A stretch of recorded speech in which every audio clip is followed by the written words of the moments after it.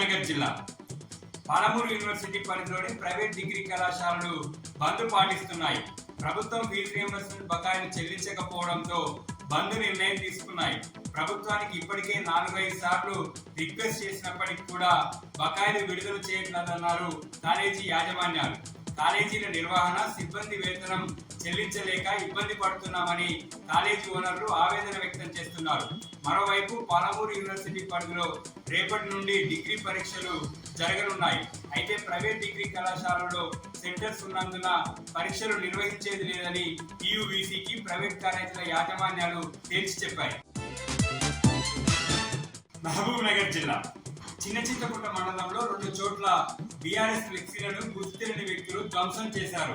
Iron frames తో పాటు ఫ్లెక్సీలను ధ్వంసం చేయడం అధికార పార్టీ వారి పని అయి ఉంటుందని బీఆర్ఎస్ మండల అధ్యక్షుడు కోటరాములు అనుమానం వ్యక్తం చేశారు. ఫ్లెక్సీలను ధ్వంసం చేసిన వారిపై కఠిన చర్యలు తీసుకోవాలని చిన్నచింతకుంట పోలీస్ స్టేషన్ లో బీఆర్ఎస్ శ్రేణులతో కలిసి ఆయన ఫిర్యాదు చేశారు.